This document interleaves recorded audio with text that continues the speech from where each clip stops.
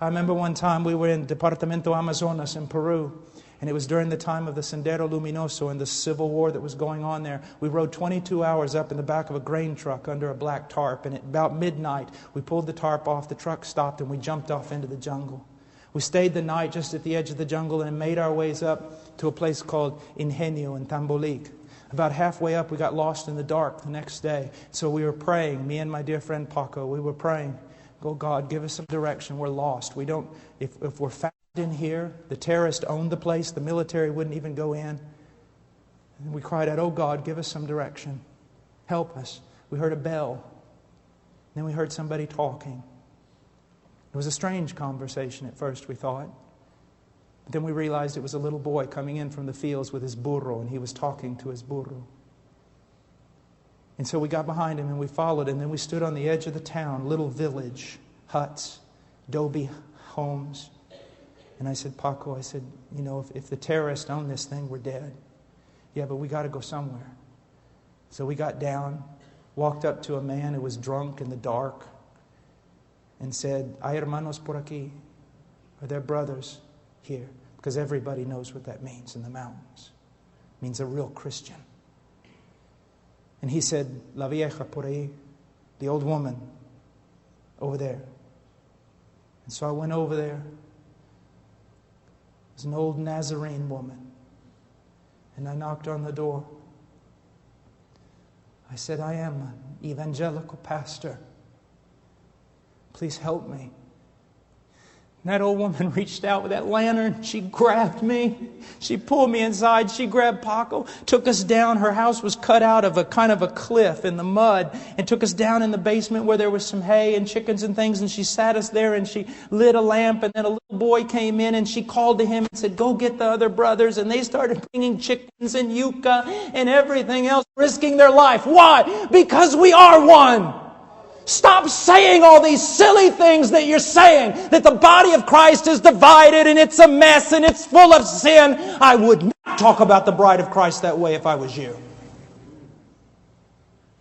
What you've got is a bunch of goats and tares among the sheep.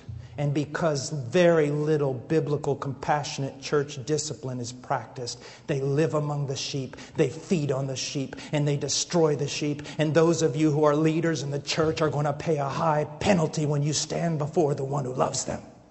Because you did not have enough courage to stand up and confront the wicked. As a matter of fact, listen to me. The average scenario in North America with regard to churches, by and large, the churches are democracies, and I don't want to get into the ifs or pros or cons of that. But here's what happens. Because the preaching of the gospel is so low, the church is basically, the majority of it are carnal, lost people. And because it is a democracy, they by and large govern the direction of the church. And because the pastor doesn't want to lose the great number of people, and because he has wrong ideas regarding evangelism and true conversion, he caters to the wicked in his church. And his little group of true sheep that belong to Jesus Christ are sitting there in the midst of all the theater, in the midst of all the worldliness, in the midst of all the multimedia going, "We just want to worship Jesus and we just want someone to teach us the Bible." And pastors are going to pay for that.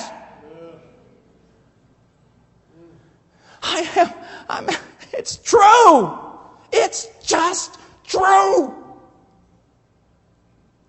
You're saying, "Oh, you're just angry." My dear friend, you know what it costs me to say this?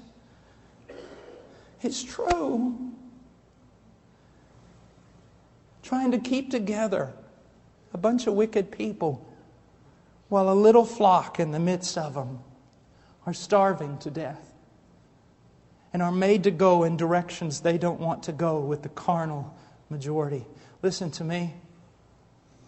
If my wife was at Walmart late one night and you walked by as a man and you saw that 2 men were abusing her, 3, 4, 5, 10 men were abusing her and hurting her, and you put your head down in the name of self-preservation and you walked by, I want to tell you something, my friend. I will not only look for those 10 men, I will look for you. It is the bride of Christ and she is precious to Him. It's going to cost you to serve Jesus. It could cost you your church, your reputation, and your denomination, absolutely everything. But the bride of Jesus Christ is worth it.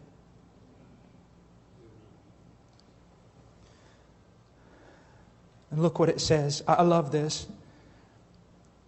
Look, 39, I will give them one heart and one way. And what is that way? It's Christ and it's holiness. Every true believer I've ever met spoke much of Christ and had a longing desire to be more holy than they were. More conformed to Christ. And look, I will give them one heart and one way, that they may fear me always, for their own good and for the good of their children after them. Oh, what a text that is. But let's just go on really quickly. I will make an everlasting covenant with them, that I will not turn away from them to do them good. Now,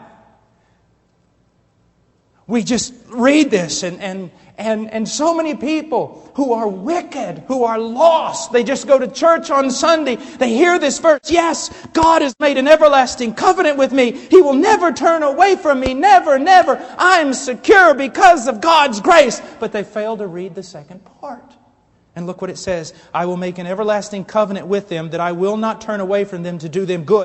And I will put the fear of me in their hearts, so that they will not turn away from me. The evidence that God's made an everlasting covenant with you, sir, is that He's put the fear of God in you so that you will not turn away from Him. And if you turn away from Him and He does not discipline you, and you continue turning away from Him, it is evidence that He has not put His fear in you. You have not been regenerated, and you have no covenant with God at all.